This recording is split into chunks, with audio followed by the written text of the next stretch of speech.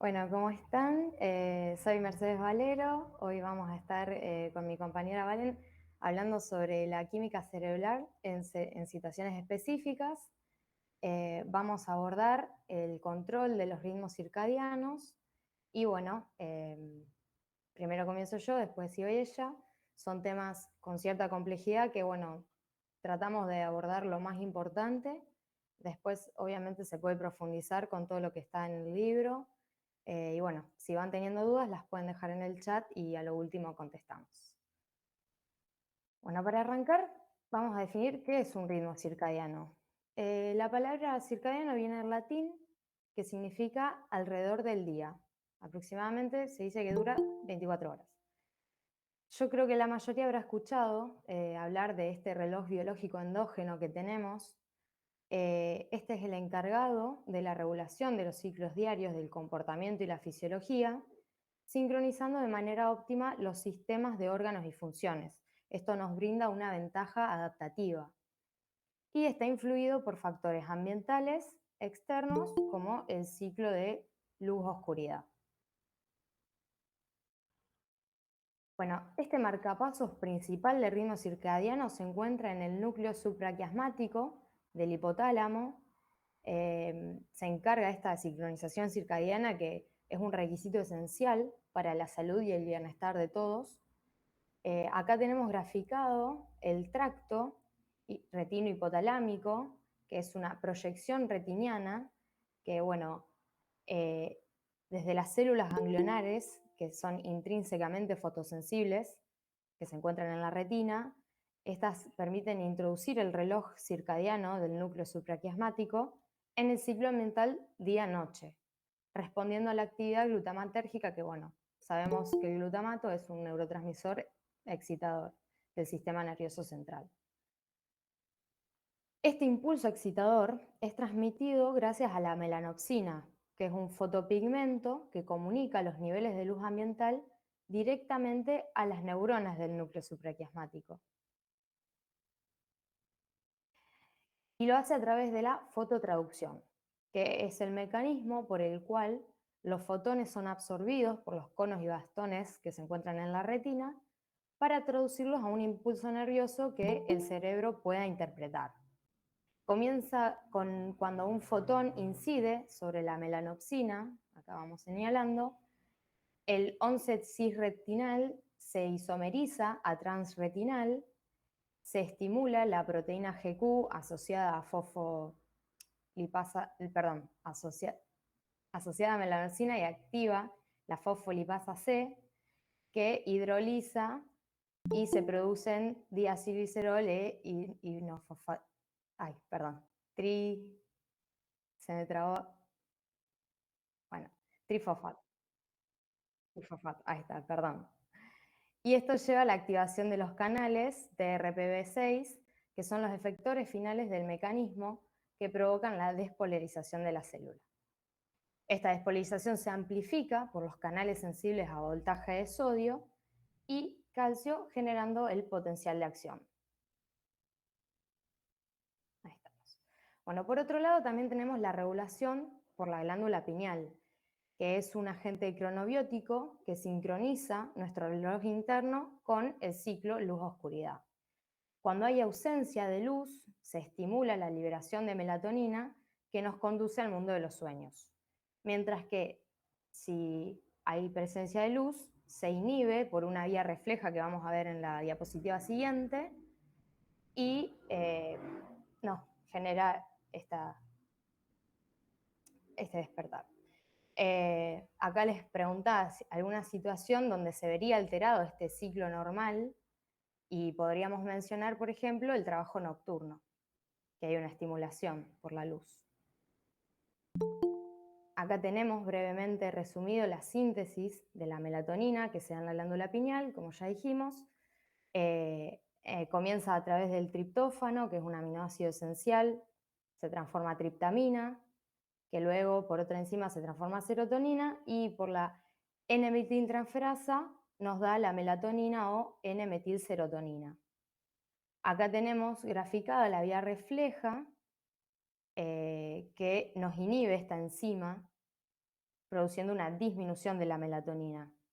Entonces, la luz llega al núcleo supraquiasmático a través del tracto retino-hipotalámico que hablamos anteriormente, y las neuronas simpáticas medulares envían señales al ganglio cervical superior, o también llamado estrellado, que produce la inhibición de la enzima.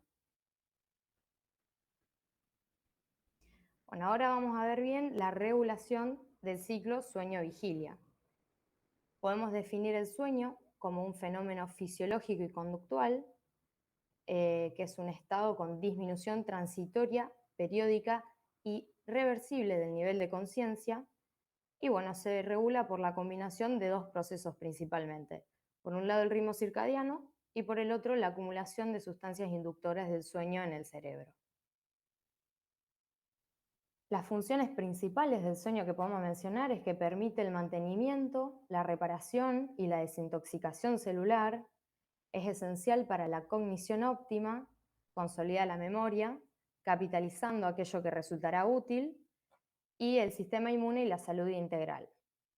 También regula nuestro estado mental, emocional y motivacional, y ocupa una de las fases del ritmo circadiano, dado que corresponde a un tercio de cada 24 horas, generalmente.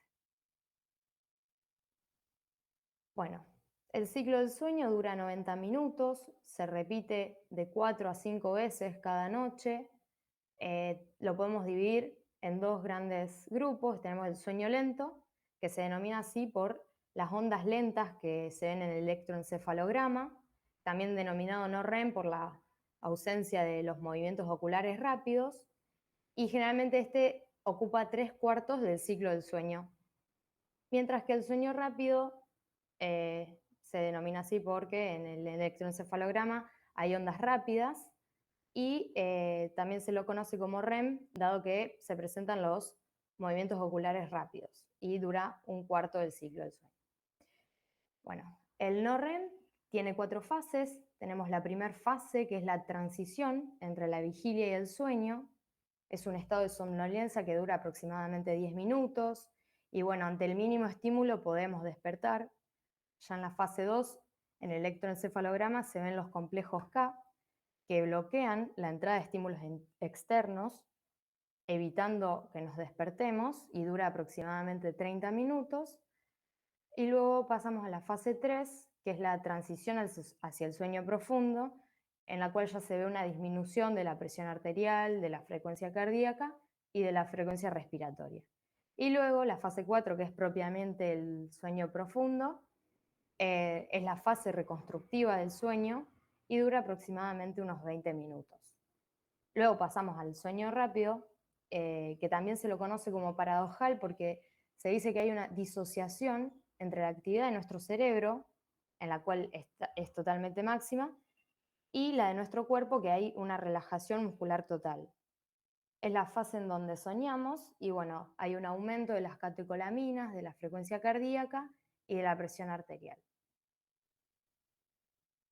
Bueno, ahora pasamos a qué es la vigilia. Es una función primitiva y bueno, lo podemos definir como el despertar. Refleja la activación del SARA por estímulos somatosensoriales o por sistemas motivacionales innatos, como por ejemplo el hambre.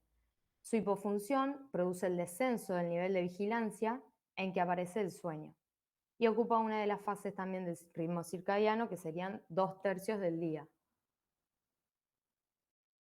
Ahora tenemos que definir qué es el SARA, el sistema reticular activador ascendente. Está compuesto por axones sensitivos que se proyectan hacia la corteza cerebral tanto en forma directa como a través del tálamo, que ya lo vamos a ver en la diapositiva siguiente. Su función más importante es la conciencia. Sus neuronas activan la corteza cerebral, descargando a alta frecuencia durante la vigilia y lentificándose durante el sueño no REM, y mostrando una escasa actividad durante el REM. Puede ser activado por actividades mentales, estímulos sensitivos, visuales, auditivos y provenientes de los receptores del dolor, tacto y presión. Acá tenemos lo que mencionábamos antes. A la izquierda podemos ver cómo los impulsos ascienden y llegan a la formación reticular, Y de este lado tenemos los axones que se proyectan de forma directa y a través del tálamo. Bueno, el control de la vigilia se da por la interacción de varios núcleos y grupos neuronales con proyecciones monoaminérgicas que conforman el SARA, con áreas o regiones colinérgicas situadas en el tronco encefálico y el área prefrontal basal, que, bueno, la actividad colinérgica actúa durante el sueño REM. Ya lo vamos a ver. Acá tenemos los mediadores que controlan la vigilia. Por un lado tenemos neuronas noradrenérgicas desde el locus ceruleus, después las serotoninérgicas desde el núcleo dorsal del RAFE, y dopaminérgicas distribuidas a lo largo de la sustancia gris perioacuductal ventral. También tenemos las histaminérgicas desde el núcleo tuberomamilar. Y bueno, además, la vigilia está condicionada por el sistema hipoquetrinérgico o orexinérgico. Los neuropéptidos excitatorios, orexina A y B, son producidos por neuronas del hipotálamo posterior y lateral, y a lo largo del día favorecen la alerta y se silencian durante el sueño no REM y REM. Ahora pasamos a los mediadores que controlan el sueño no REM y REM. Tenemos las estructuras colinérgicas, el área prefrontal basal y a nivel pontino, los núcleos tegmentales laterodorsal y pedúnculo pontino. Están altamente activas durante la vigilia y también están activas durante el sueño REM, estas estructuras colinérgicas. Se sabe que la actividad colinérgica es responsable de la actividad rítmica rápida del electroencefalograma que se aprecia en la vigilia y en el sueño REM. La principal estructura responsable del inicio del sueño es el área preóptica ventrolateral, que contiene las neuronas GABAérgicas, que bueno, el GABA tiene función inhibitoria, que son las encargadas del inicio del sueño.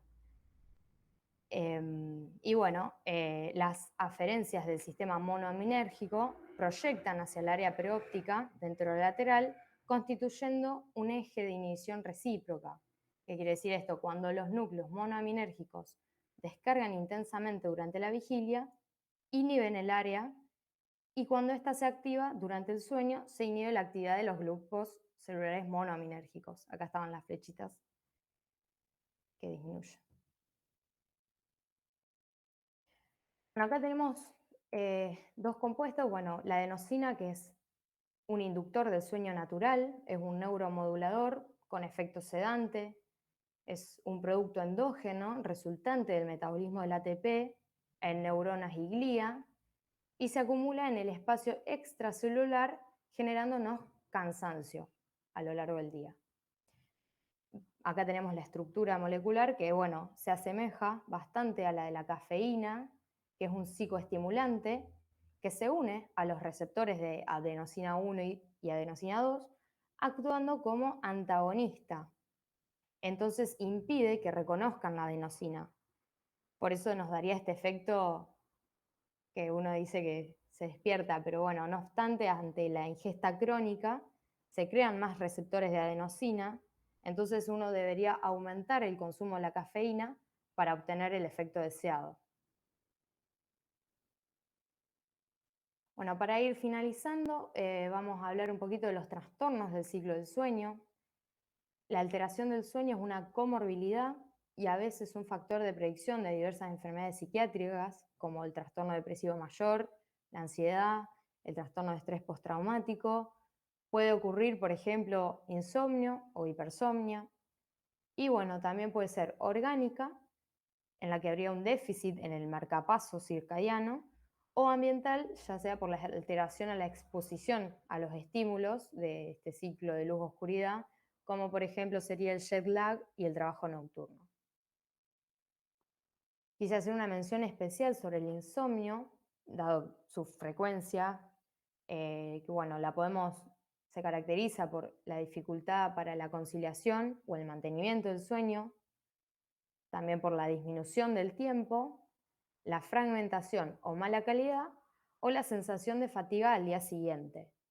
Se puede clasificar según el momento en que aparece, como insomnio de conciliación, insomnio de mantenimiento o despertar precoz. Y bueno, acá el manejo integral, el objetivo sería mejorar la calidad del sueño, proporcionando un sueño reparador para favorecer un óptimo desempeño psicomotor diurno. Obviamente el tratamiento va a variar según la causa, el tipo de insomnio y el grado de afectación de la vida cotidiana.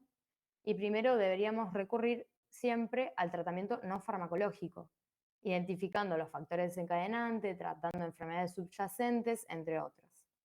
Y bueno, para el tratamiento farmacológico tenemos la melatonina, vía oral. Después también tenemos benzodiazepinas, que bueno, como beneficios tenemos que disminuyen la latencia, disminuyen el número de despertares y aumentan el tiempo total del sueño. Pero ¿qué pasa? Alteran la arquitectura del sueño, aumentando la fase número 2 del sueño no REM y disminuyendo el sueño REM a largo plazo. Y bueno, también podemos mencionar otros como compuestos Z o antidepresivos.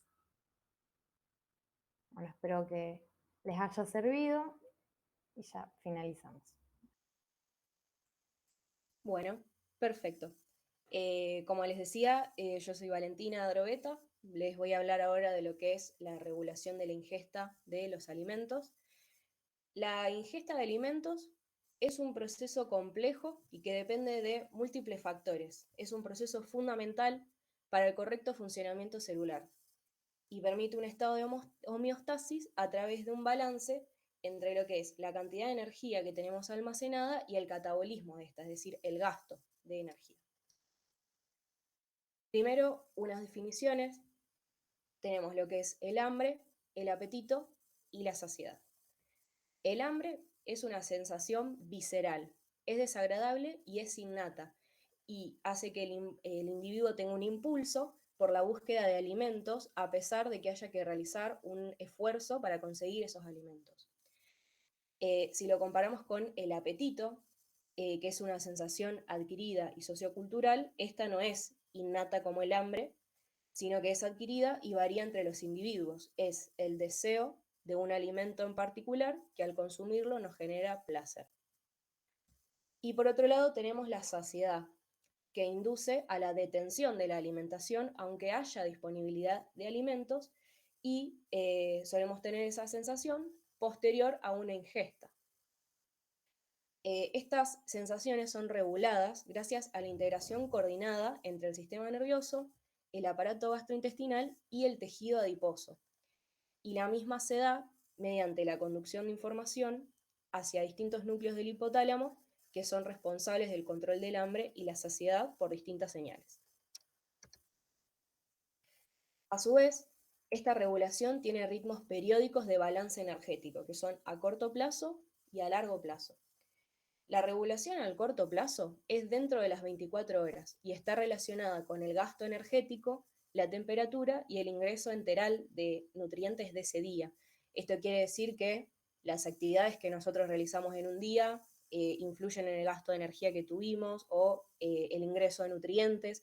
Se genera, van modificando, digamos, los ingresos y egresos de nutrientes y de energía que tenemos en ese día.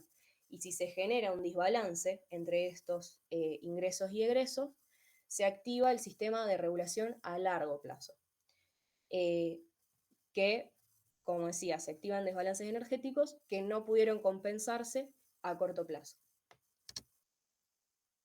A su vez, las señales implicadas en este control se dividen según su origen en intrínsecas y extrínsecas.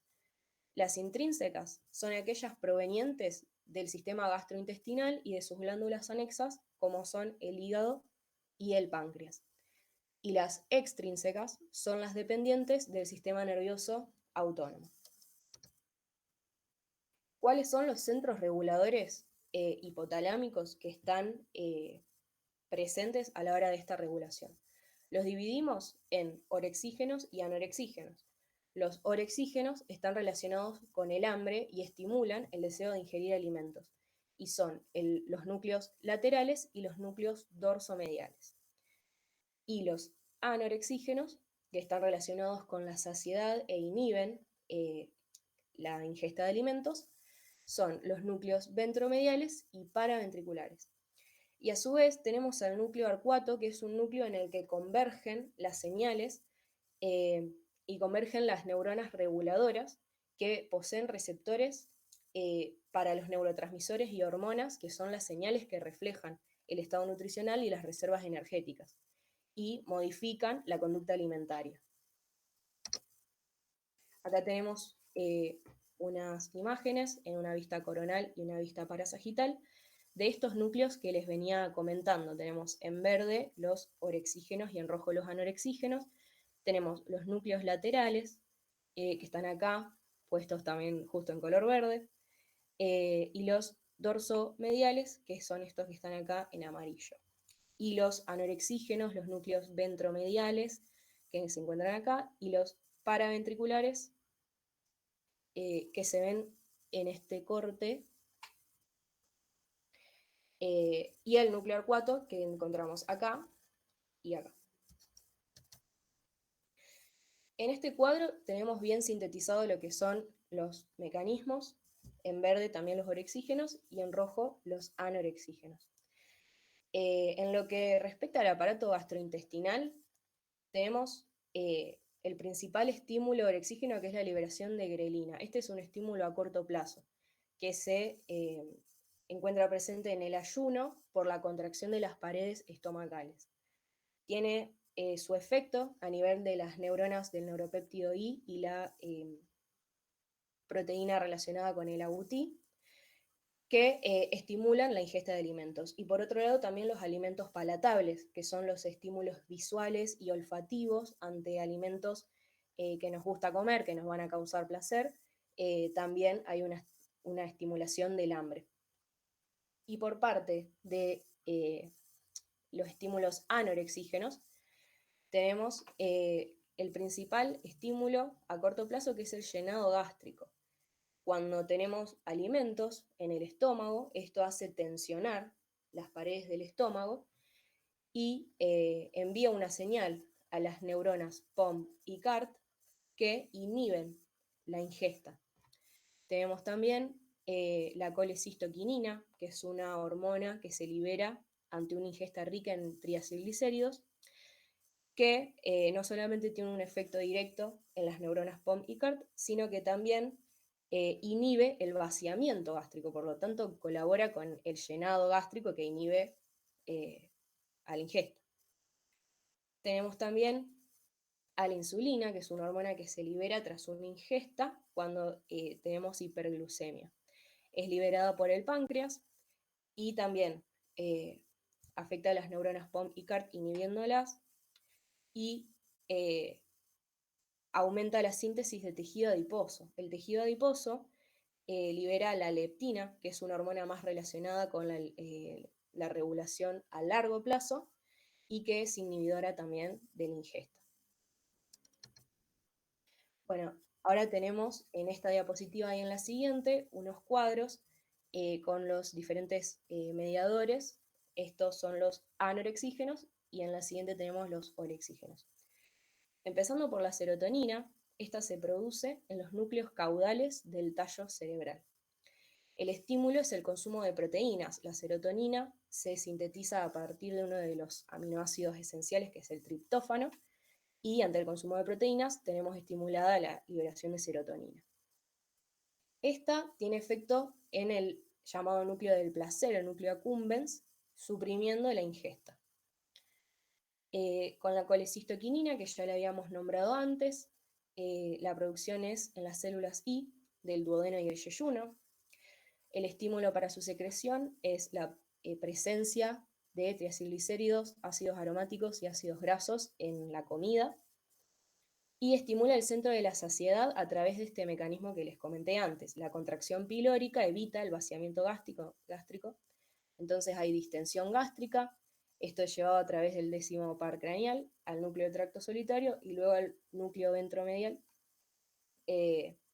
para lo que es la inhibición de la ingesta. Luego tenemos la GLP-1 o incretina, que la sintetizan las células enteroendocrinas. El estímulo es la ingesta de alimentos calóricos y también inhibe el vaciamiento gástrico y estimula la saciedad. La insulina, también habíamos nombrado antes, la sintetizan las células beta de los islotes de Langerhans del páncreas. Su estímulo es la hiperglucemia y es anorexígeno. Disminuye la expresión del neuropéptido I. Es hipoglucemiante y aumenta la producción de leptina porque aumenta la síntesis de tejido adiposo. La leptina, como les comentaba, es producida en los adipocitos. El estímulo para su secreción es la insulina, los estrógenos, las citoquinas proinflamatorias también, como la interleuquina 6 y el factor de necrosis tumoral alfa. Y su efecto es la inhibición de la ingesta y el incremento del gasto energético. Esto es, reduciendo la expresión del neuropéptido I y el incremento de la alfa-melanocortina y el CART. No, alfa-melanocito estimulante se llama esto, perdón. Un dato interesante para agregar a la leptina es que en individuos que tienen una obesidad avanzada y tienen gran cantidad de tejido adiposo, se desarrolla una especie de resistencia a la leptina, por lo cual, a pesar de que hay una gran liberación por parte del tejido adiposo, no se ejerce esta inhibición, por lo tanto está fallando esta regulación a largo plazo del balance energético.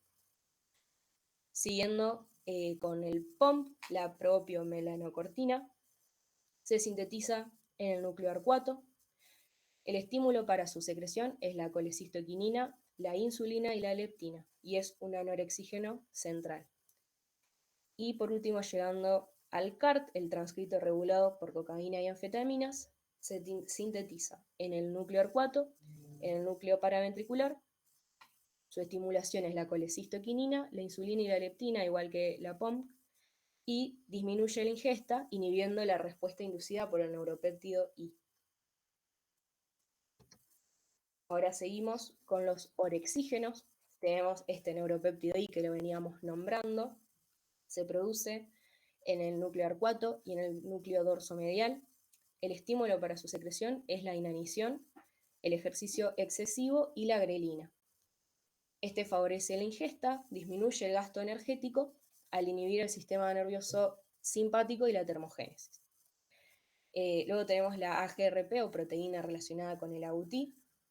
Se sintetiza también en el arcuato. El estímulo para su secreción es el ayuno y bajas concentraciones de leptina. Acá tendríamos una regulación a largo plazo de una persona con bajo peso que tiene bajo tejido adiposo. Es orexígeno y disminuye la termogénesis. Luego tenemos la grelina, que se sintetiza en el estómago. Su estímulo es el ayuno y la contracción de la pared estomacal. Y estimula el apetito, la secreción gástrica e inhibe la secreción de insulina. Aumenta la expresión del neuropéptido I y de la proteína relacionada con el AUT. Y luego tenemos dos hormonas que, si bien no pertenecen, no son secretadas por el aparato gastrointestinal, tienen un efecto a nivel del gasto de energía, y son las hormonas tiroideas y los glucocorticoides. Las hormonas tiroideas son sintetizadas por las glándulas tiroides. Su estímulo es la TSH, liberada por la hipófisis, y el frío. Sus efectos es estimular el metabolismo basal con reducción de los niveles de leptina e insulina. Y cuando estas hormonas están en un desbalance, podemos tener un hipertiroidismo o un hipotiroidismo. Cuando están aumentadas en el hipertiroidismo, va a haber hiperfagia y va a haber adelgazamiento. Hiperfagia porque va a haber una reducción de los niveles de leptina y de insulina que son anorexígenas, entonces si están inhibidas va a aumentar el hambre. Y adelgazamiento porque hay un aumento del metabolismo basal. En el caso opuesto tenemos el hipotiroidismo, que lleva a la hipofagia y a la ganancia de peso. Y luego tenemos los glucocorticoides, que son producidas en la zona fascicular de la corteza suprarrenal. El estímulo para su secreción es la ACTH, el estrés, el ejercicio y el dolor. Incrementan la ingesta de alimentos y también podemos tener desbalances en la enfermedad de Addison, donde hay una deficiencia de glucocorticoides, produce anorexia. En el síndrome de Cushing, donde hay una sobreproducción de estos, hay hiperfagia. Ahora vamos a pasar a lo que es la regulación de la sed. Esta es una respuesta fisiológica esencial para mantener la vida y tiene un papel fundamental en el control de la homeostasis y de los fluidos corporales. Antes se creía que era una respuesta de retroalimentación negativa ante los aumentos de la osmolaridad sanguínea y la disminución del volumen sanguíneo.